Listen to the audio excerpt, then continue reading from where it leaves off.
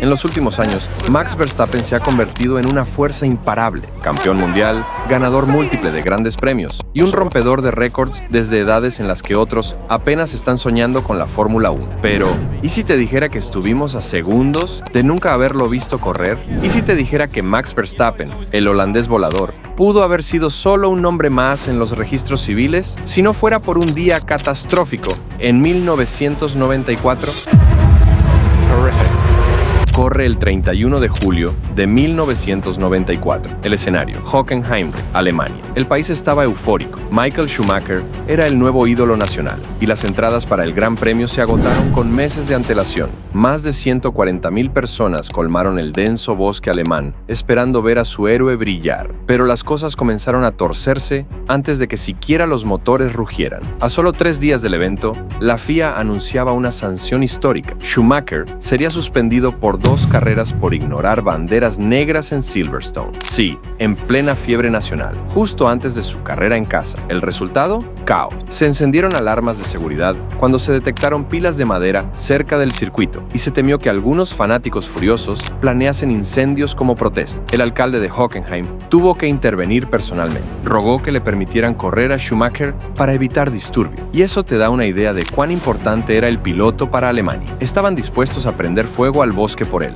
Mientras tanto, en el mismo paddock, Jos Verstappen, padre de Max, se preparaba para lo que sería una carrera más, discretamente, sin saber que estaba a punto de vivir el día más aterrador de su vida. El equipo Benetton, donde Jos era compañero de Schumacher, sufría en la larga recta del circuito con configuraciones que no favorecían la velocidad punta. Michael saldría cuarto, su peor posición del año. Jos mucho más atrás, en el puesto 19. Pero eso no importaba. El peligro no iba a llegar desde la pit. El infierno estaba esperándolo en el pit lane. La salida fue un desastre. Apenas apagadas las luces, Andrea De Cesaris chocó con Michele Alboreto, mandando a este último contra el muro. Su coche rebotó e impactó contra Jean Alesi, atrapándolo junto con otros pilotos. Por si fuera poco, Mika Häkkinen, intentando pasar a David Coulthard por dentro, apretó a Hill, y en segundos, la pista era una zona de guerra. Autos despedazados, piezas por doquier, y más de media parrilla comprometida antes de la segunda curva. En medio de ese caos, los comisarios no detuvieron la carrera. A pesar de los restos de coches por toda la recta principal, dejaron que el evento siguiera. Era apenas 3 meses después de las muertes de Ayrton Senna y Roland Ratzenberger en Imola, y sin embargo, se ignoraron todos los protocolos de seguridad. No hubo coche de seguridad de inmediato, solo banderas amarillas, mientras los autos esquivaban escombros a fondo. Mientras tanto, Jos Verstappen seguía en carrera. Sin saberlo, estaba conduciendo hacia su peor pesadilla. En la vuelta 13, fue llamado a box. Todo parecía una parada de rutina. Bajó la visera del casco para respirar mejor. Todo normal. Hasta que no lo fue.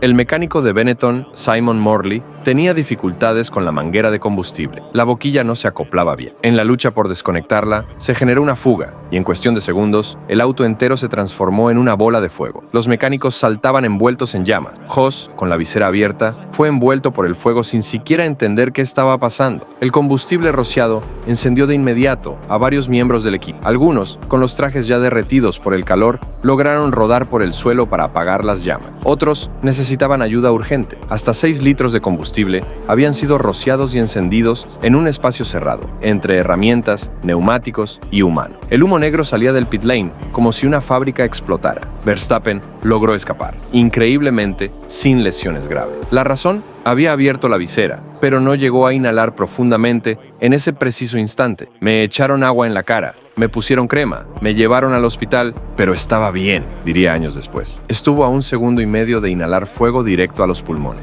Después del infierno en pit lane de Hockenheim, lo que quedó fue ceniza, humo y una sensación incómoda de que algo había salido terriblemente mal. Jos Verstappen sobrevivió, pero lo que ocurrió ese 31 de julio de 1904 dejó heridas mucho más profundas que lo que se veía en la piel, porque ese día la Fórmula 1 mostró una de sus caras más crudas: la negligencia, la tensión política, la presión de los patrocinadores y la seguridad como segundo plano. Mientras Jos era atendido por los médicos, el equipo Benetton trataba de entender qué había provocado el incendio, y lo que descubrieron fue todavía más polémico. polémica: la eliminación de una válvula de seguridad obligatoria en el sistema de repostaje. Sí, leíste bien. Benetton modificó deliberadamente el sistema de combustible, quitando un filtro que reducía la velocidad del flujo para ahorrar segundos en la parada, segundos que podrían marcar la diferencia en la pista. Pero al hacerlo, eliminaron la protección que evitaba que el combustible se escapara con presión acumulada. Fue una apuesta desesperada por rendimiento, que casi mata a un piloto y a varios mecánicos. La FIA lanzó una investigación y confirmó que el equipo había eliminado el filtro de seguridad. El director técnico de Benetton, Flavio Briatore,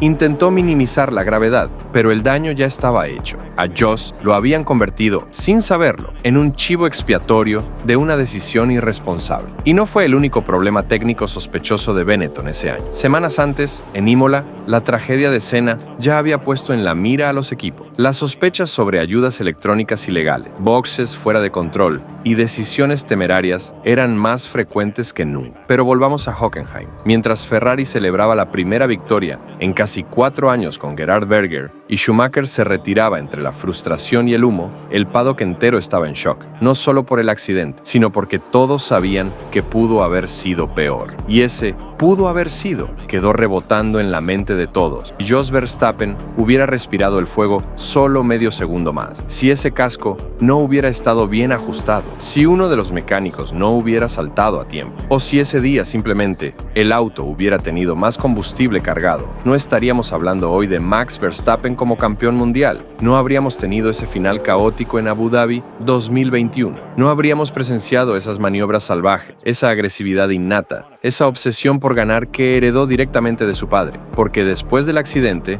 Jos pudo haberse retirado. Pudo haber dicho, esto no vale la pena, y dedicar su vida a cualquier otra cosa. Pero no lo hizo. Siguió, luchó. Y años más tarde, empezó a entrenar a su hijo con una dureza pocas veces vista en este deporte.